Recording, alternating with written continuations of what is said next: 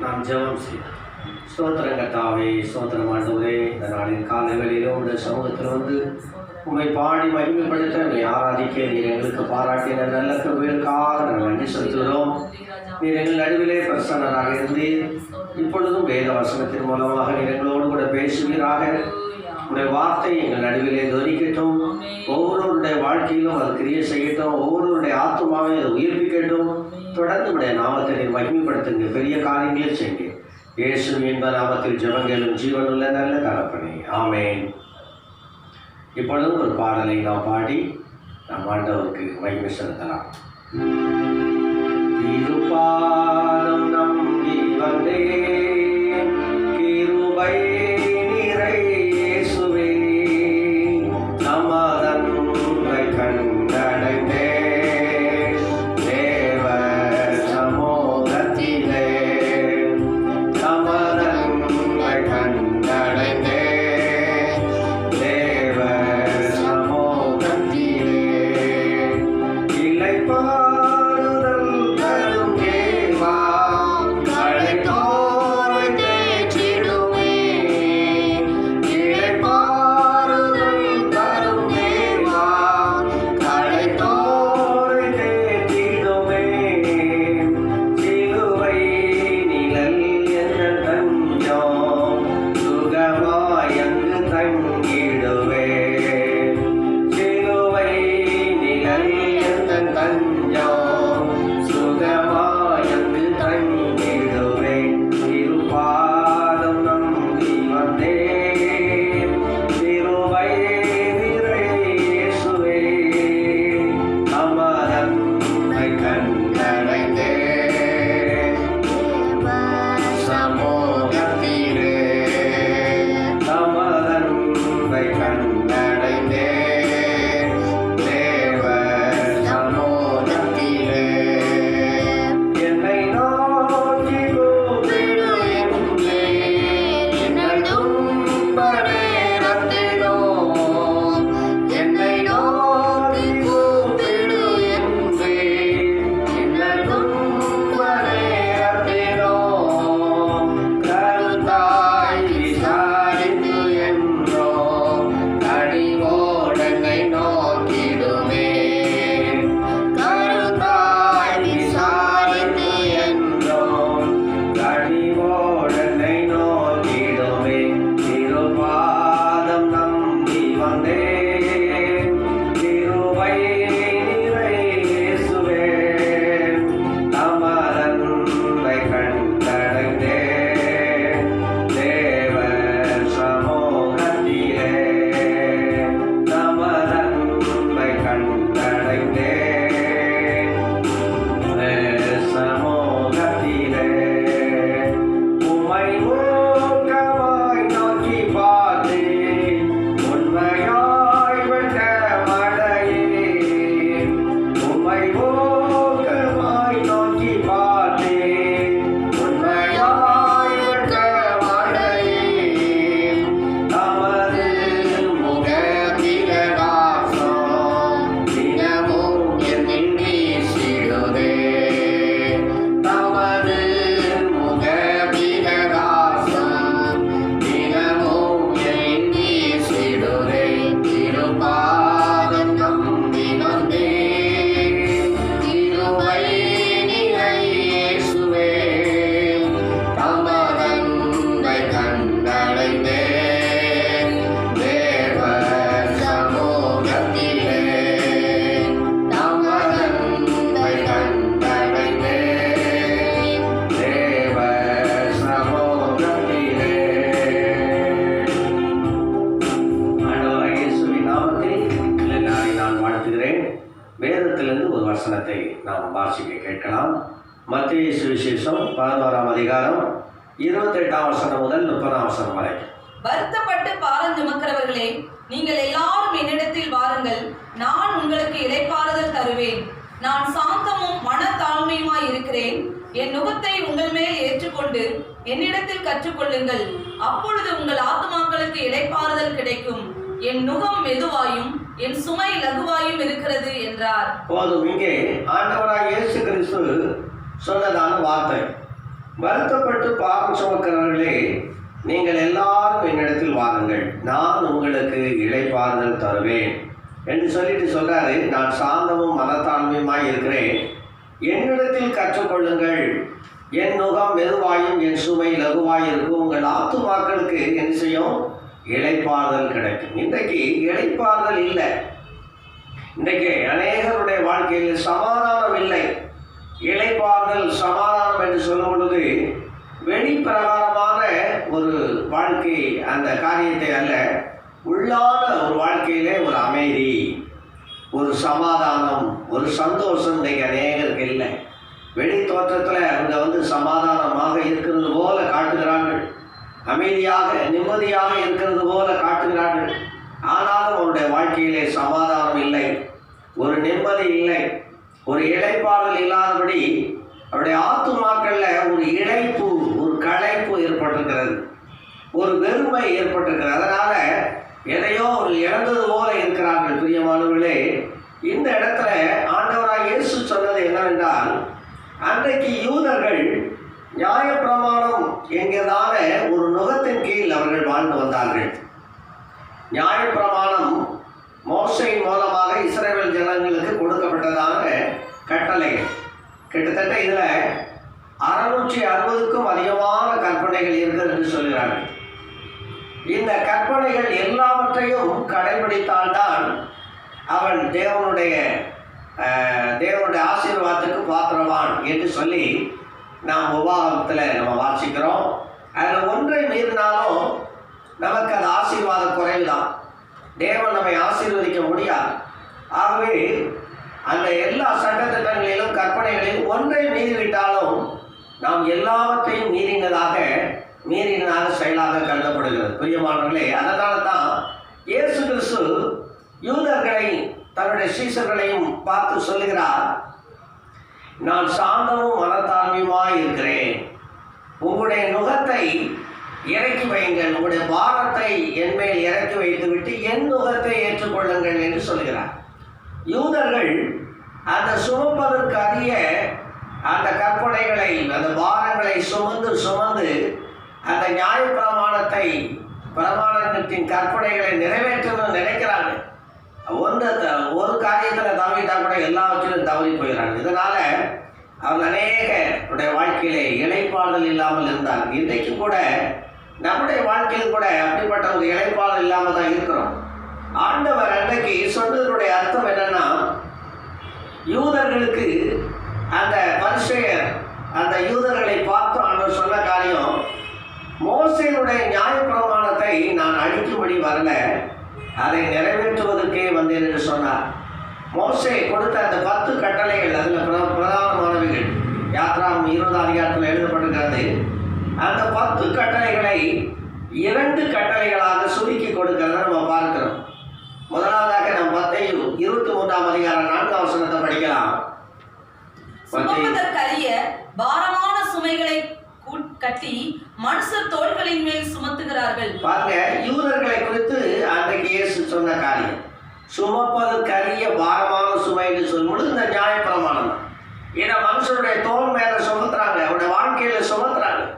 ஆனால் இயேசு கிறிஸ்து அதிலிருந்து ஜனங்களை லகுவாக்கினார், வேறொரு நுகத்தை கொடுத்தார். யாக்கோபு 2ஆம் அதிகாரம் 10ஆம் வசனத்தில் விதமாக யாக்கோபு சொல்கிறார், எப்படி எனில் ஒருவன் நியாயப்பிரமாணம் முழுவதையும் கை கொண்டிருந்தும் ஒன்றிலே தவறினால் எல்லாவற்றிலும் குற்றவாளியாய் இருப்பான்.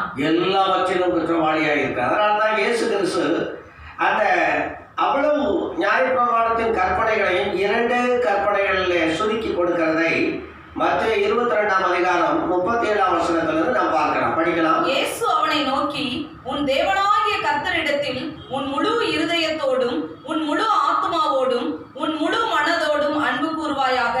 இது முதலாம் பிரதான கற்பனை. இதற்கு ஒப்பாயிருக்கிற 2ஆம் கற்பனை என்னவென்றால், உன்னிடத்தில் நீ அன்பு கூறுவது போல பிறனிடத்திலும் அன்பு கூர்வாயாக என்பதே. இவ்2 கற்பனைகளிலும் நியாயப்பிரமாணம் முழுமையும் தீர்க்க தரிசனங்களும் அடங்கி இருக்கிறது என்றார்.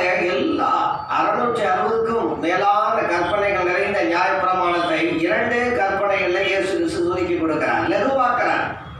அதனால தான் ஆண்டவர் சொன்னாரு, என்னிடத்தில் கற்றுக்கொள்ளுங்கள், என் நுகத்தை ஏற்றுக்கொள்ளுங்கள்.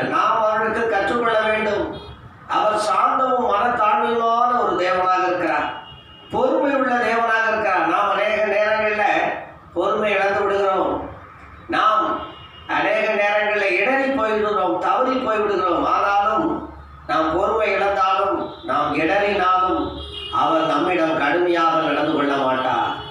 அவர் நம்மிடம் பொறுமையாக நடந்து கொள்வார். ஏசாயா 42 அதிகாரம் 3 வசனத்தில் எவ்விதமாக எழுதப்பட்டிருக்கிறது? அவர் நெறிந்த நாணலை முறியாமலும் மங்கி எரிகிற திரியை அணையாமலும் நியாயத்தை உண்மையாக வெளிப்படுத்துவார். போதும். நெறிந்த நாணலை முறியாத தேவன், மங்கி எரிகிற திரியை அணையாத தேவன் நம்முடைய ஆண்டவர். அவர் சாந்தமும் மனத்தாழ்மையுமான தேவன், நமக்கு கற்றுக் கொடுக்கிற தேவன்.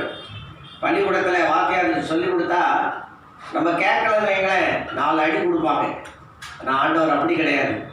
நம்மை தண்டித்து அல்ல, கண்டித்து அன்பின் கயிறுகளினால நம்மை கட்டி இருக்கிறார். அவருடைய கற்பனைகளை கை கொள்ளும்படியாக அன்பின் பிரமாணத்தை நமக்கு கொடுத்திருக்கிறார். அதனால அவர் சொன்னார், என்னிடத்தில் கற்றுக்கொள்ளுங்கள் அப்படின்னு சொன்னார். இயேசு கிறிஸ்து ஒரு நல்ல ஒரு ஆசிரியர். நாம் எல்லாரும் அவருடைய கைக்குள்ளான ஆடுகள், அவருடைய சீஷர்களாக நாம் இருக்கிறோம். எப்படி அவர் கற்றுக் கொடுப்பார்? அவர் சீஷர்களுக்கு கற்றுக் கொடுத்தார். 12 சீஷர்களுக்கும் 3 வருடங்கள் கற்றுக் கொடுத்தார். அவர் எப்படி கற்றுக் கொடுப்பார்? ஏசாயா 50 அதிகாரம் 4 வசனத்தில் விதமாக எழுதப்பட்டிருக்கிறது, படிங்க. இளைப்படைந்தவனுக்கு சமயத்திற்கேற்ற வார்த்தை சொல்ல நான் அறியும்படிக்கு கர்த்தராகிய ஆண்டவர் எனக்கு கல்விமானி நாவை தந்தருளினார். காலைதோறும் என்னை எழுப்புகிறார். கற்றுக்கொள்ளுகிறவர்களைப் போல நான் கேட்கும்படி என் செவியை கவனிக்க செய்கிறார். காலைதோறும் நம்ம எழுப்பி நமக்கு கற்றுக் கொடுக்கிறார். நாம் எப்படி வாழ வேண்டும், எப்படி பேச வேண்டும், எப்படி நடக்க வேண்டும் என்கிற காரியத்தை சாந்தமும் மனத்தாழ்மையுமாக நமக்கு கற்றுக் கொடுக்கிறார். அதிகாரத்தோடு அல்ல, கண்டிதத்தோடு அல்ல, அன்போடு சாந்தமாக நமக்கு கற்றுக் கொடுக்கிறார். அதனால தான் தாவீது சங்கீதம் 5 சங்கீதம் 3 வசனத்தில் சொல்கிறான், நான் காலமே உமக்கு நேரம் வந்து ஆயத்தமாகி காத்து. எதற்காக? ஆண்டவரிடத்தில் கற்றுக்கொள்ள முடியாது. மோசையை பார்த்து ஆண்டவர் சொன்னார், நீ விடிய காலத்தில் ஆயத்தமாகி மலையின் உச்சியில் வந்து ஏறினில் அப்படி சொன்னார். ஏனென்றால் ஆண்டவர் அவனுக்கு சில பிரமாணங்களை, இஸ்ரவேல் ஜனங்களுக்கு பிரமாணங்களை கொடுக்கும்படியாக அதிகாலையில் வந்து அவனை மலையின் உச்சிக்கு வர சொல்கிறார். பிரியமானவர்களே, நீங்கள் அதிகாலை நேரத்தில் தேவ சமூகத்தில் அவருடைய பாதத்தில் காத்திருக்கும் பொழுது கற்றுக்கொள்ளலாம். மரியாதை குறித்து லூக்கா 10 அதிகாரம் 42 வசனம் 39 42 நம்ம படிக்கும் பொழுது படிங்க. தேவையானது ஒன்றே, மரியாள் தன்னை விட்டு எடுபடாத நல்ல பங்கை தெரிந்து கொண்டாள் என்றார். மரியாள் ஆண்டவருடைய பாதத்திலிருந்து வசனத்தை கற்றுக்கொள்கிற நல்ல ஒரு மகளாக இருந்தார். ஆனால் மார்த்தாள் அப்படி அல்ல, அநேக காரியங்களை குறித்து கவலைப்படுகிற ஒரு மகளாக இருந்தார். பிரியமானவர்களே, இப்படிப்பட்ட நாட்களில் நீங்கள் உங்களுடைய காரியங்களை குறித்து, உங்களுடைய தேவைகளை குறித்து, எதிர்காலத்தை குறித்து கவலைப்படாதீங்க. ஆண்டவருடைய பாதத்தில் கொஞ்ச நேரம் அமர்ந்திருந்து கற்றுக்கொள்கிற ஒரு அனுபவம் உங்களுக்கு தேவை. தேவ சமூகத்தில் அமர்ந்திருந்து அவர் என்ன சொல்லுகிறார், அவருடைய வார்த்தை என்ன சொல்லுகிறது, அவர் என்ன ஆலோசனை கொடுக்கிறார் என்று சொல்லி நீங்கள் தேவ சமூகத்தில் காத்திருந்து கற்றுக்கொள்ளணும். சங்கீதம் 71 சங்கீதம் 17 வசனத்தில் தாவீது விதமாக சொல்கிறான், தேவனே, என் சிறு வயது முதல் எனக்கு போதித்து வந்தீர். என் சிறு வயது முதல் எனக்கு போதித்து வந்தீர். ஆண்டவர் அந்த தாவீதுக்கு போதித்து வந்ததை அந்த ஆசாப் அந்த சங்கீதத்தை எழுதுகிறார். பாருங்க, நாம் ஒவ்வொரு நாளும் ஆண்டவர் நமக்கு போதித்து நடத்தணும், அவர் நமக்கு கற்றுக் கொடுக்கணும். அப்போ தான் நம்ம ஆத்துமாக்களுக்கு ஒரு இளைப்பாறுதல் கிடைக்கும். அப்போ தான் நம்முடைய வாழ்க்கையிலே ஒரு சமாதானம் கிடைக்கும். சங்கீதம் 90 சங்கீதம் 12 வசனத்திலும் கூட மோசே விதமாக ஜெபிக்கிறான், நாங்கள் ஞான இருதயம் உள்ளவர்கள் ஆகும்படி எங்கள் நாட்களை என்னும் அறிவை எங்களுக்கு போதித்தருளும். நாட்களை என்னும் அறிவை எங்களுக்கு போதித்தருளும். பாருங்க, ஆண்டவர் நமக்கு போதிக்க வேண்டும். அவர் நல்ல ஒரு போதகர், நல்ல ஒரு ஆசிரியர். அவரிடத்துல நாம் கற்றுக்கொள்ள வேண்டும், அவருடைய பாதத்தில் அமர்ந்து கற்றுக்கொள்ள வேண்டும். அந்த நாட்களில் இப்படிப்பட்ட இன்ஸ்டியூஷன்லாம் கிடையாது. குருகுல கல்வியும் பார்க்குறேன். குருவிட்ட போய் உட்கார்ந்து கற்றுக்கொள்கிற கல்வி தான் குருகுல கல்வி. இதே போல ஆண்டவர் நமக்கு நல்ல ஆசிரியர். நாம் அவருடைய பாதத்திலிருந்து சீஷர்களாக கற்றுக்கொள்ள வேண்டும். உண்மையுள்ள சீஷர்களாக இருந்தால் அநேக காரியங்களை கற்று நமக்கு கற்றுக் கொடுப்பார். யோபு 34 அதிகாரம் 32 வசனத்தில் எவ்விதமாக சொல்கிறான், நான் காணாத காரியத்தை நீர் எனக்கு போதியும். நாம் காணாததை, நமக்கு விளங்காததை, நமக்கு புரியாததை, நம்முடைய வாழ்க்கையிலே நாம் அறியாதத கர்த்தர் நமக்கு கற்றுக் கொடுக்கிறார். அநேக எல்லாவற்றையும் நாம் அறிந்ததில்லை, எல்லாம் நமக்கு தெரியும் என்று சொல்ல முடியாது. ஆண்டவர் மறைவானவர்களை நமக்கு கற்றுக் கொடுக்கிறார், ரகசியங்களை வெளிப்படுத்துகிறார், எதிர்காலத்தில் நடக்கக்கூடிய காரியங்களை ஆண்டவர் நமக்கு வெளிப்படுத்துகிறார், போதிக்கிறார். காணாததை நீர் போதிக்கிறேன் என்று சொல்கிறார். பிரியமானவர்களே, நாம் இன்றைக்கு தியானத்தினுடைய மைய பொருள் என்னவென்றால் இளைப்பாறுதல். ஆண்டவர்கிட்ட கற்றுக்கொள்ளும் பொழுது நமக்கு ஒரு இளைப்பாறுதல் கிடைக்கிறது. அந்த இளைப்பாறுதல் கிடைக்க வேண்டும் என்றால் நாம் என்ன செய்ய வேண்டும் என்று சொல்லி ஒரு 3 காரியத்தை நான் உங்களோடு கூட பகிர்ந்து கொள்ள ஆசைப்படுகிறேன். முதலாவதாக சங்கீதம் 32ஆம் சங்கீதம் 8ஆம் வசனத்தை படிங்க.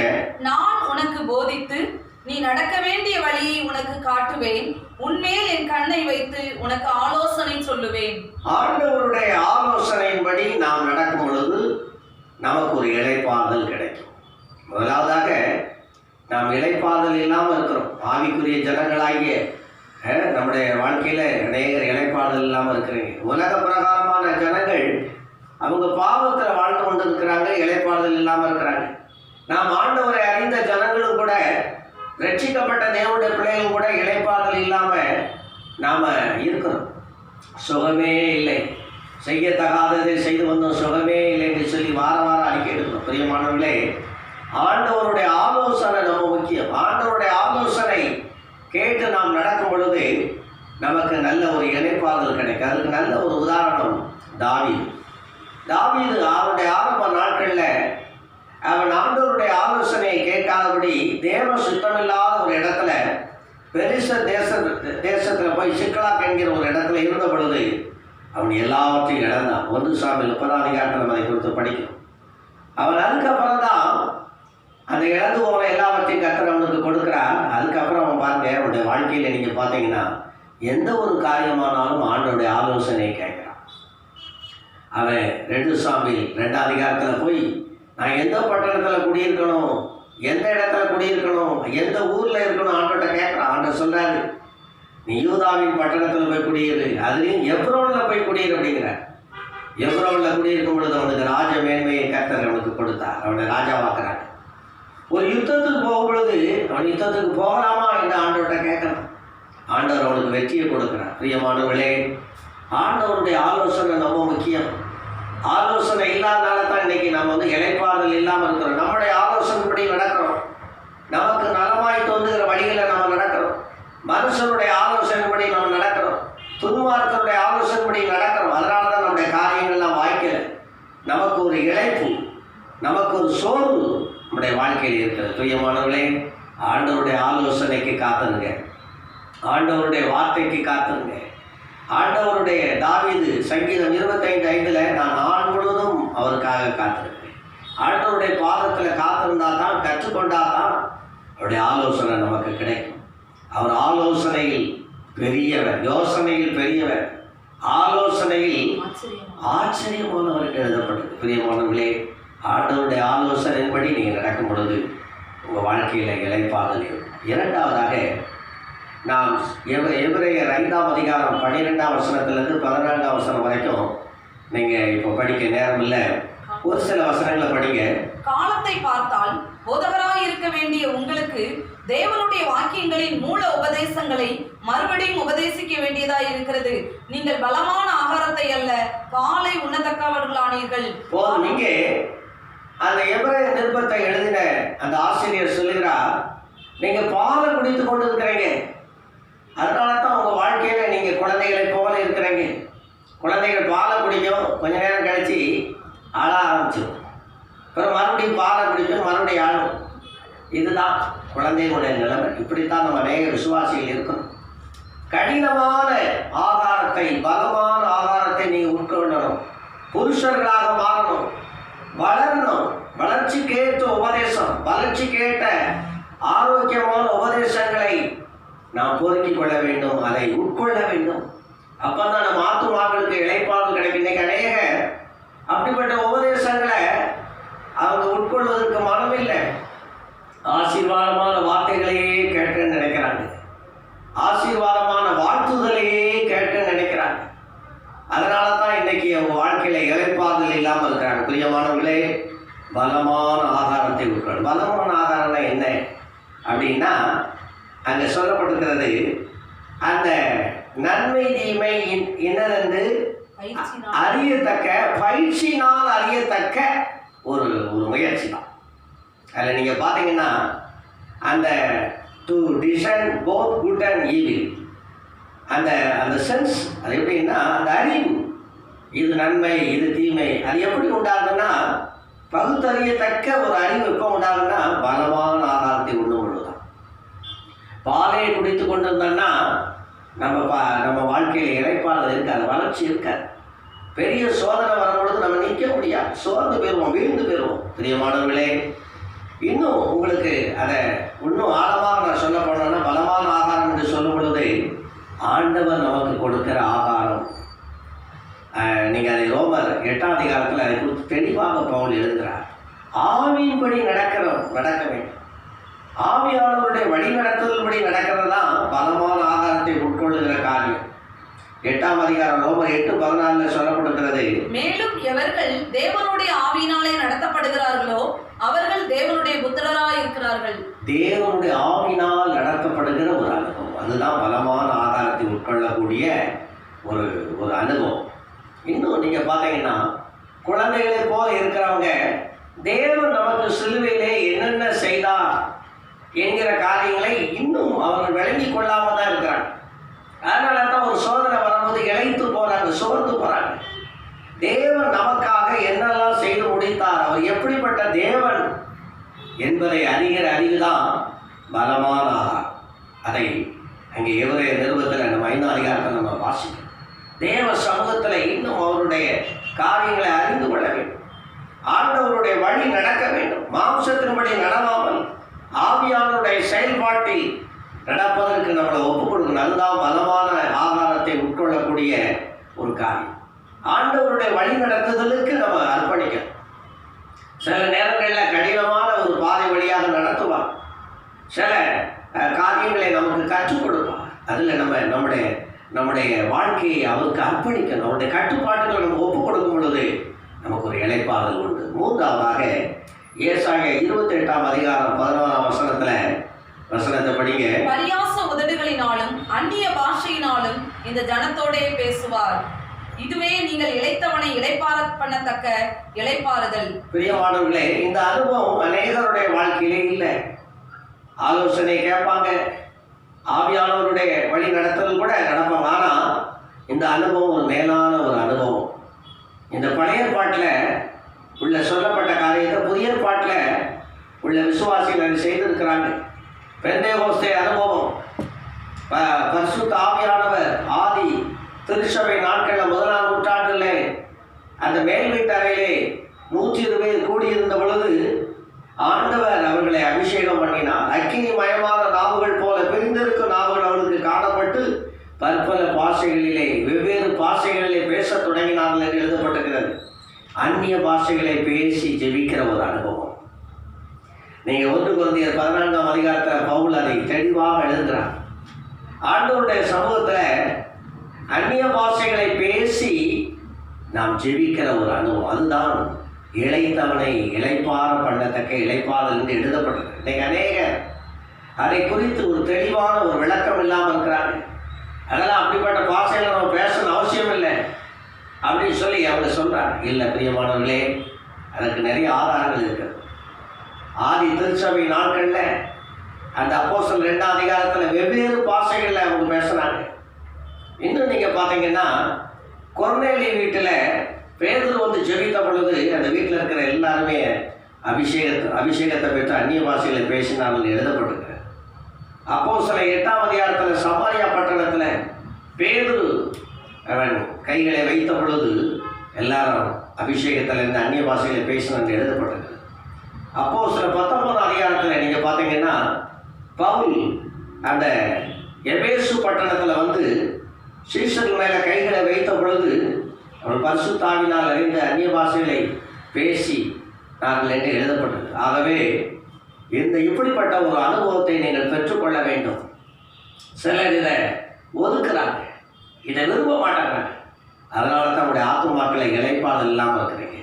பிரியமானவர்களே, அந்நிய பாஷை என்பது வரங்களில் ஒன்றாக சொல்லப்பட்டிருக்கிறது. பற்பல பாஷைகளை பேசுவது என்று சொல்லி 9 வரங்களை ஒன்றாக 1 Corinthians 12 சொல்லப்பட்டாலும் அபிஷேகம் பெற்றதற்கு அடையாளம் அந்நிய பாஷைகளை பேசுதல். ஆகவே இந்த அந்நிய பாஷைகளை பேசி நீங்கள் ஜெபிக்கும் பொழுது உங்களுடைய வாழ்க்கையில் ஒரு இளைப்பாறுதல் உண்டாகும். 3 காரியங்களை சொன்னேன்.